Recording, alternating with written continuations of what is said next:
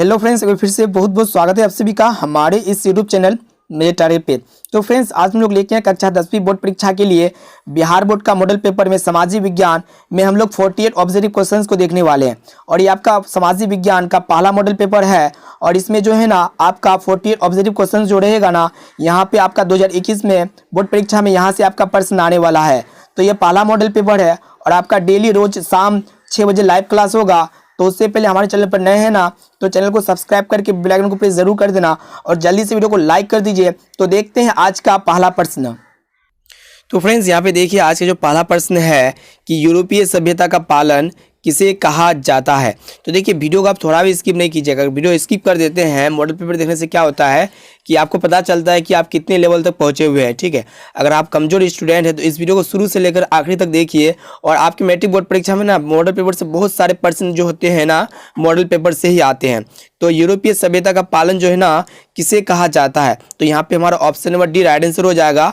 यूनान को जो है ना यूरोपीय सभ्यता का पालन कहा जाता है।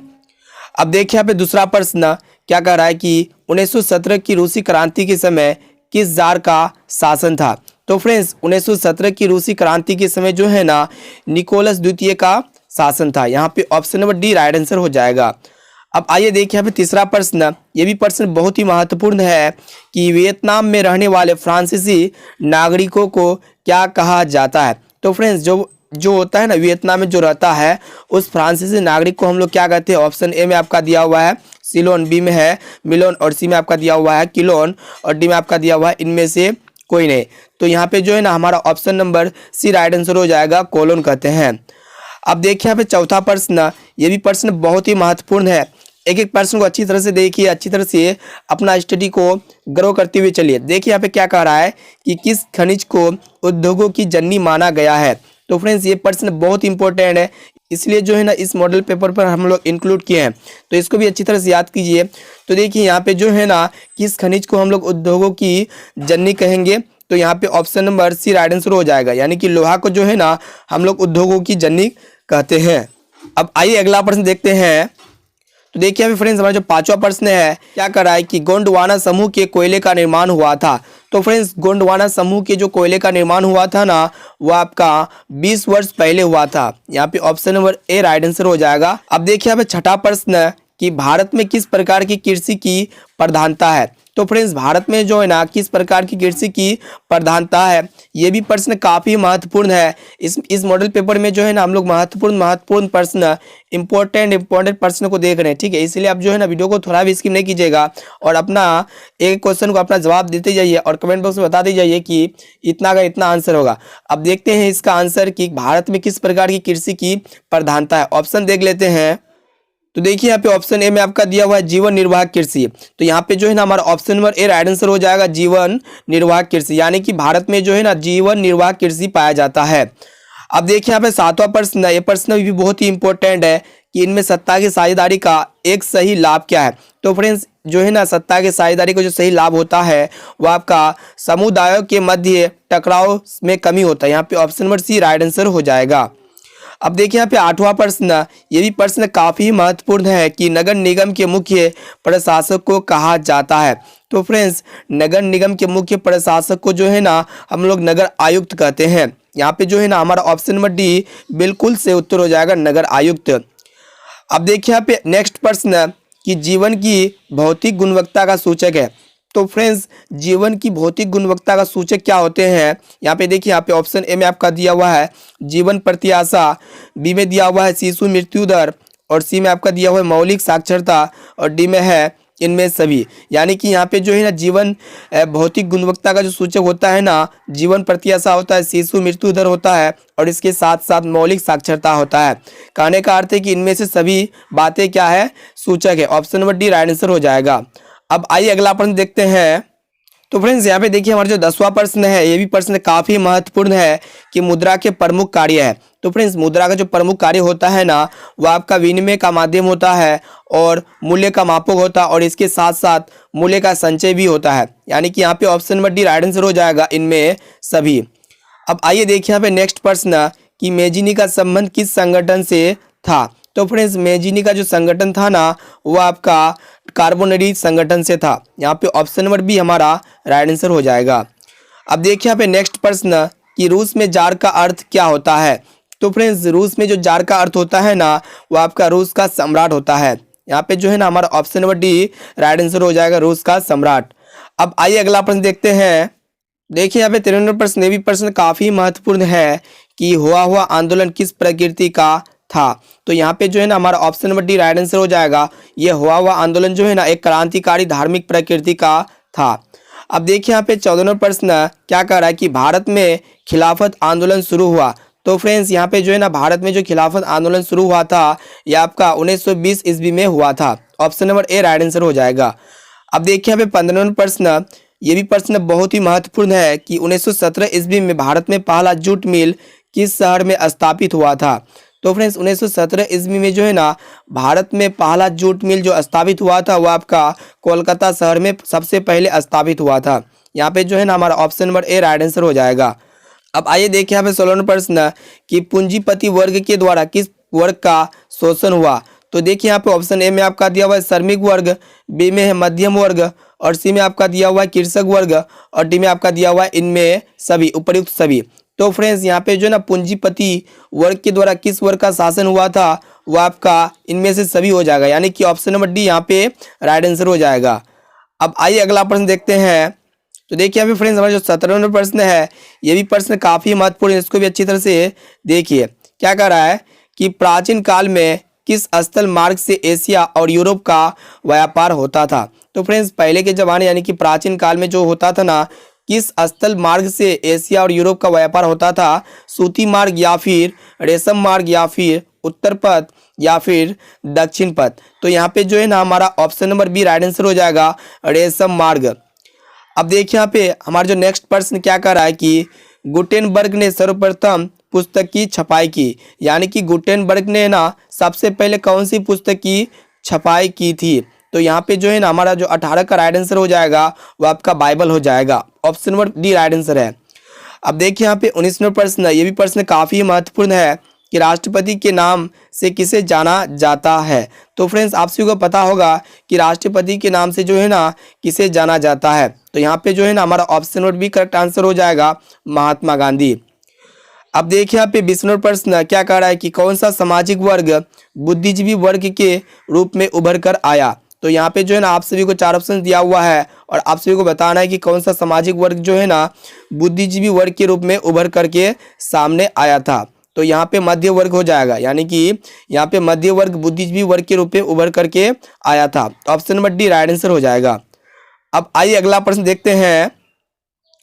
तो देखिए हमें फ्रेंड्स हमारा जो 21वां प्रश्न है क्या कह रहा है कि जब हम लैंगिक विभाजन की बात करते हैं तो हमारा अभिप्राय होता है। तो फ्रेंड्स जब हम लैंगिक विभाजन की बात करते हैं ना तो हमारा अभिप्राय जो होता है ना समाज द्वारा स्त्रियों और पुरुषों को दी गई असमान भूमिकाएं होती है। यहाँ पे option number B right answer हो जाएगा।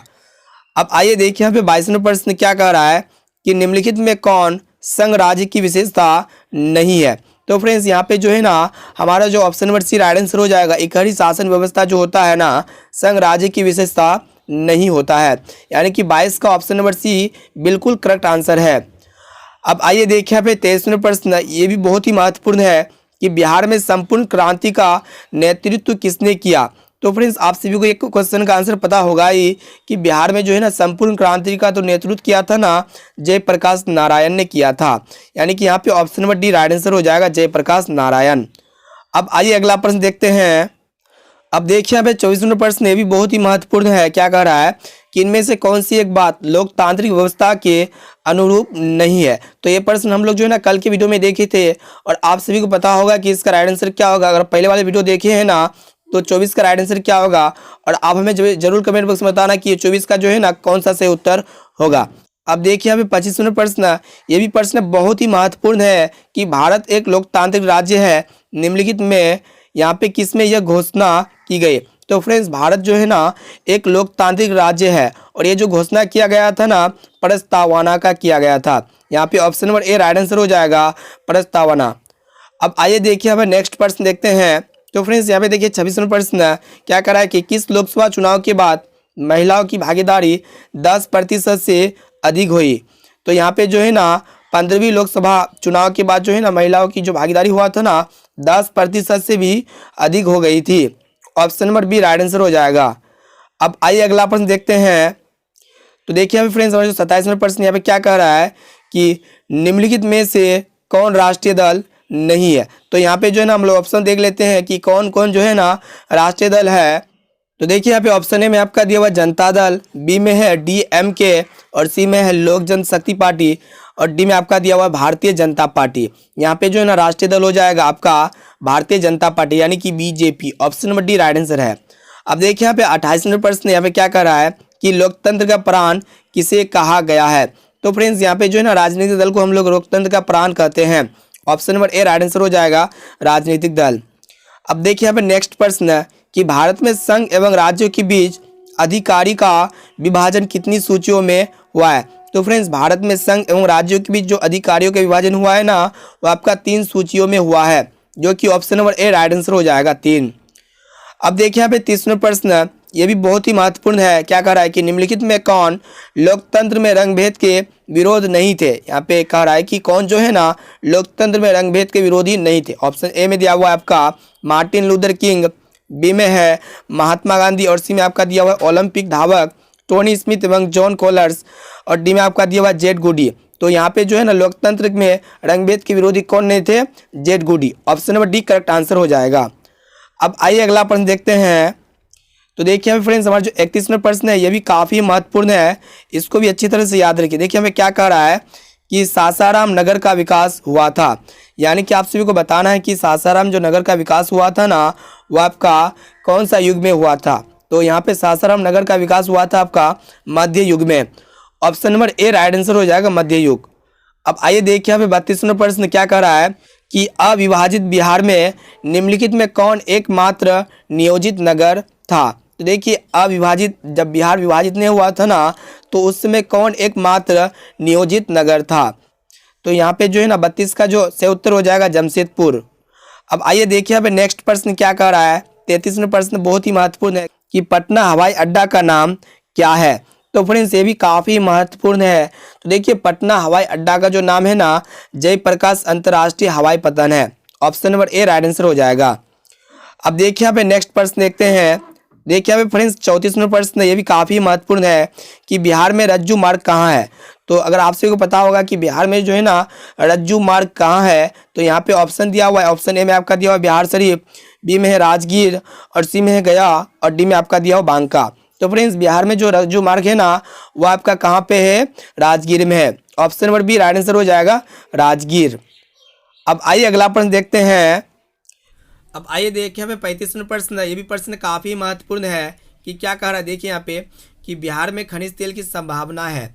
तो फ्रेंड्स बिहार में जो खनिज तेल की संभावना है ना वो आपका हिमालय क्षेत्र में है। यहाँ पे option number A right answer हो जाएगा।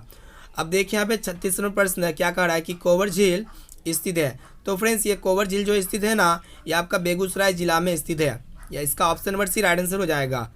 अब आइए देखिए यहाँ पे 37वां प्रश्न क्या कह रहा है कि संजय गांधी जैविक उद्यान किस नगर में स्थित है। तो फ्रेंड्स ये संजय गांधी जैविक उद्यान जो स्थित है ना ये आपका पटना नगर में स्थित है। इसका option number D correct answer हो जाएगा पटना। अब देखिए यहाँ पे 38वां प्रश्न है कि क्या कह रहा है कि निम्नलिखित में कौन सड़कों का एक वर्ग नहीं है। तो फ्रेंड्स यहाँ पे जो है ना आपका option number A right answer हो जाएगा। पूर्व पश्चिमी गलियारा जो है ना ये एक सड़कों का वर्ग नहीं है। इनके अलावा एक्सप्रेस वे हो गया आपका और सी में आपका दिया हुआ है स्वर्णिम चतुर्भुज राजमार्ग और डी में है सीमांत सड़कें। ये तीनों सड़कें जो है ना ये आपका सड़कों का एक वर्ग है, लेकिन ये पूर्वी पश्चिमी गलियारा जो है ये एक सड़कों का वर्ग नहीं है। अब आइए अगला प्रश्न देखते हैं। तो देखिए हमें फ्रेंड्स हमारा जो 39वां प्रश्न है क्या कह रहा है कि जिस देश का राष्ट्रीय आय अधिक होता है वह देश कहलाता है। तो फ्रेंड्स आप सभी को पता होगा कि जिस भी देश का राष्ट्रीय आय अधिक होता है ना वो देश क्या कहलाता है, विकसित कहलाता है। यानी कि यहाँ पे option number B right answer हो जाएगा विकसित। अब देखिए यहाँ पे 40वां प्रश्न क्या कह रहा है कि भारत में किस राज्य की प्रति व्यक्ति आय सर्वाधिक है। तो देखिए इसका राइट आंसर क्या होगा। आप सभी को पता होगा कि भारत में जो है ना किस राज्य की प्रति व्यक्ति आय सबसे ज़्यादा है। ऑप्शन ए में आपका दिया हुआ बिहार, बी में पंजाब और सी में आपका दिया हुआ है हरियाणा और डी में आपका दिया हुआ है गोवा। तो देखिए यहाँ पे जो है ना भारत के गोवा राज्य की प्रति व्यक्ति आय जो है ना सबसे ज़्यादा है, सबसे सर्वाधिक है। यहाँ पे option number D right answer हो जाएगा गोवा। अब देखिए यहाँ पे 41वां प्रश्न क्या कह रहा है कि निम्नलिखित में कौन मुद्रा का कार्य नहीं है। तो देखिए यहाँ पे जो है ना कौन जो है आपसे को बताना है कि मुद्रा का कार्य नहीं, ये भी काफ़ी महत्वपूर्ण है। तो यहाँ पे उत्पादन जो है ना एक मुद्रा का कार्य नहीं है। Option number D right answer हो जाएगा। अब देखिए यहाँ पे 42वां प्रश्न क्या कह रहा है कि भारत का केंद्रीय बैंक कौन है। तो फ्रेंड्स आप सभी को पता होगा कि भारत का जो केंद्रीय बैंक होता है ना रिजर्व बैंक ऑफ इंडिया होता है, यानी कि RBI। यहाँ पे option number A right answer हो जाएगा, रिजर्व बैंक ऑफ इंडिया। अब आइए अगला प्रश्न देखते हैं। तो फ्रेंड्स यहाँ पे देखिए 43वां प्रश्न, ये भी काफ़ी महत्वपूर्ण है। क्या कह रहा है कि ऊर्जा का मुख्य स्रोत क्या है। तो फ्रेंड्स ऊर्जा का जो मुख्य स्रोत होते हैं ना वो आपका कोयला होते हैं, पेट्रोलियम होते हैं और विद्युत होते हैं, यानी कि यहाँ पे option number D right answer हो जाएगा इनमें सभी। अब आइए देखिए यहाँ पे 44वां प्रश्न, ये भी काफ़ी महत्वपूर्ण है कि क्या कह रहा है कि पार्ले समूह के थम्स अप ब्रांड को किस बहुराष्ट्रीय कंपनी ने खरीद लिया। तो देखिए यहाँ पे ऑप्शन ए में आपका दिया हुआ है कोका कोला, बी में है LG या फिर रिबॉक और डी में आपका दिया हुआ है नोकिया। तो फ्रेंड्स आप सभी को पता होगा जो पार्ले समूह है ना उसके थम्स अप ब्रांड को जो है ना कौन सा कंपनी ने खरीद लिया था, बहुराष्ट्रीय कंपनी ने कोका कोला। यहाँ पे option number A right answer हो जाएगा कोका कोला। अब देखिए यहाँ पे 45वां प्रश्न क्या कह रहा है कि निम्नलिखित में किसे बाढ़ के सबसे अधिक हानि होती है। तो फ्रेंड्स बाढ़ से जो सबसे अधिक हानि होती है ना वो आपका फसल को होता है और पशुओं को होता है और इसके साथ साथ भवनों को भी होता है, यानी कि यहाँ पे option number D right answer हो जाएगा उपयुक्त सभी। अब आइए अगला प्रश्न देखते हैं। तो फ्रेंड्स यहाँ पे देखिए हमारा जो 46वां प्रश्न है कि सामान्य संचार व्यवस्था के बाधित होने का मुख्य कारण है। यहाँ पे जो है ना सामान्य संचार व्यवस्था का जो बाधित होने का मेन कारण क्या होता है, मेन रीजन क्या होता है, वो आपका केबल का टूट जाना होता है। यहाँ पे option number A right answer हो जाएगा केबल का टूट जाना। अब देखिए यहाँ पे नेक्स्ट प्रश्न क्या कह रहा है कि आग से जलने की स्थिति में किस प्राथमिक उपचार की आवश्यकता है। यानी कि जब कोई आग से जल जाता है तो उस कंडीशन में किस प्राथमिक उपचार की आवश्यकता होता है, वो आपका ठंडा पानी डालना चाहिए। यहाँ पे option number A right answer हो जाएगा ठंडा पानी डालना चाहिए। अब आइए देखिए यहाँ पे अगला प्रश्न और अंतिम प्रश्न, ये भी काफ़ी महत्वपूर्ण है। क्या कह रहा है कि भूकंप केंद्र के ऊर्ध्वाधर पृथ्वी पर स्थित केंद्र को कहा जाता है। तो फ्रेंड्स भूकंप का जो केंद्र है ना उसके ऊर्ध्वाधर पृथ्वी पर जो स्थित केंद्र होते हैं उसे हम लोग कहते हैं अधिक केंद्र। यहाँ पे जो है ना option number B right answer हो जाएगा अधिक केंद्र। तो फ्रेंड्स आज के लिए इतना ही, फिर मिलते हैं जल्दी अगले वीडियो पे। और इस मॉडल पेपर को अपने दोस्तों में पूरा फैला दीजिए ताकि सभी स्टूडेंट्स अपने मैट्रिक बोर्ड परीक्षा में अच्छे से अच्छे मार्क्स ला सके। तो दोस्तों आज के लिए इतना ही। अगर आप वीडियो को लाइक नहीं किए तो वीडियो को लाइक कर दीजिए।